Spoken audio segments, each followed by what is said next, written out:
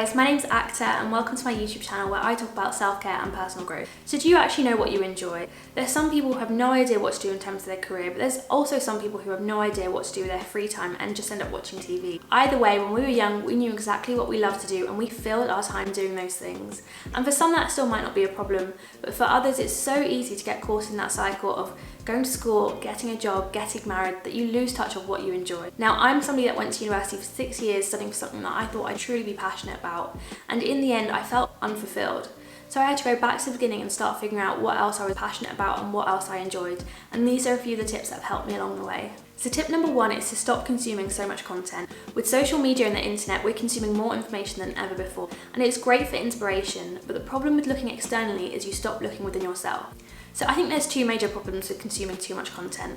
The first is that when you're consuming content, most of the time you're looking at somebody who's happy and successful, which of course is very appealing, but that doesn't mean that you're drawn to what's got them there. You might just be drawn to the emotional state, and it's very difficult to differentiate between the two. So for example, on Instagram we see influencers all the time living their best life, but that doesn't mean that we want to be influencers even though we might be drawn to that person.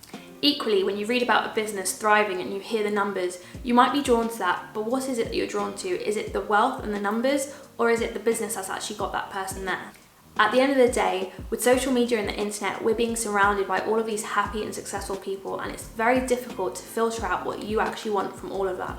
So the other problem of consuming too much content is that you're only getting past the picture and you're not seeing everything that goes on behind the scenes.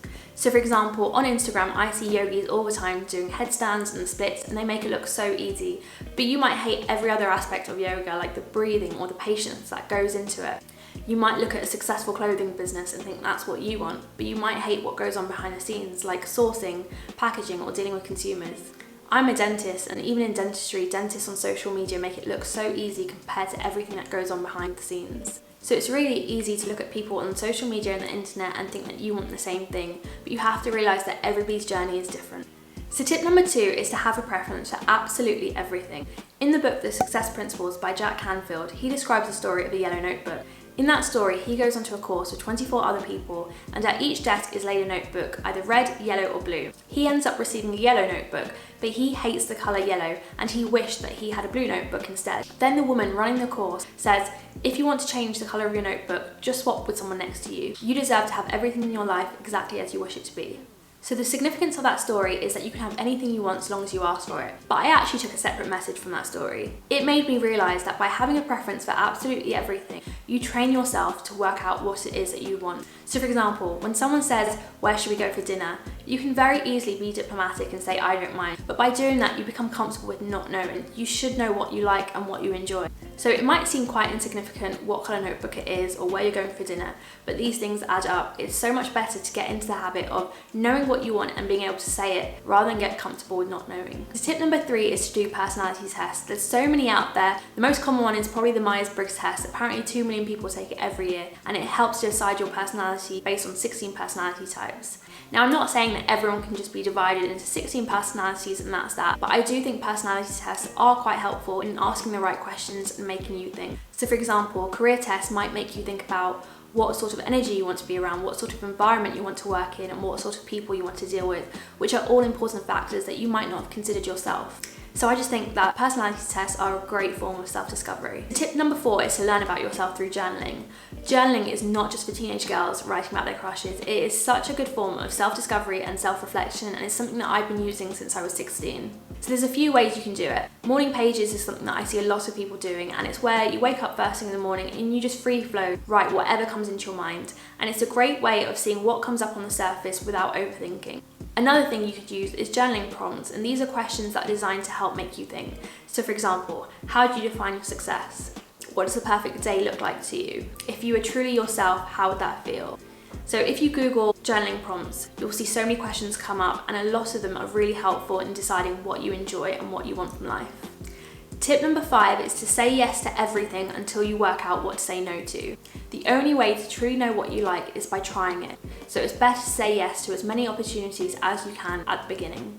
It's like when you say that you don't like a certain type of food, but you've never actually tried it. Until you try it, you're not going to get a definitive answer. So the best way to work out what you enjoy is through experience. My sixth tip is don't over-prepare. When you get an idea for something, it's very easy to just jump in and start planning every single aspect of it, but take it a step back.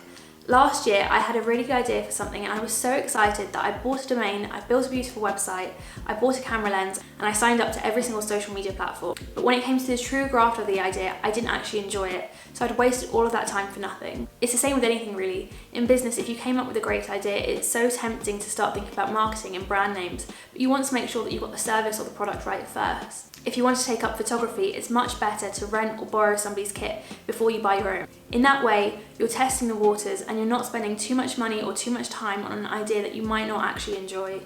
Equally, you want to make sure that you actually enjoy what you're doing rather than the idea of it. So with photography, you want to make sure that you enjoy photography and not just the idea of being a photographer. The two are completely different. If you enjoy photography, you're going to carry it on no matter what because you enjoy it. But if you only enjoyed the idea of being a photographer, then any hurdles that you face, you'll probably end up stopping. So my seventh and final tip is to get used to being uncomfortable. If you're watching this video, it probably means that you're unhappy with a certain element of your life, and that means that what you're looking for doesn't currently exist in your life or your comfort zone. It's always scary trying something new, and it's always hard not being the best at something, but you have to remember that at some point in your life, you were a beginner at absolutely everything.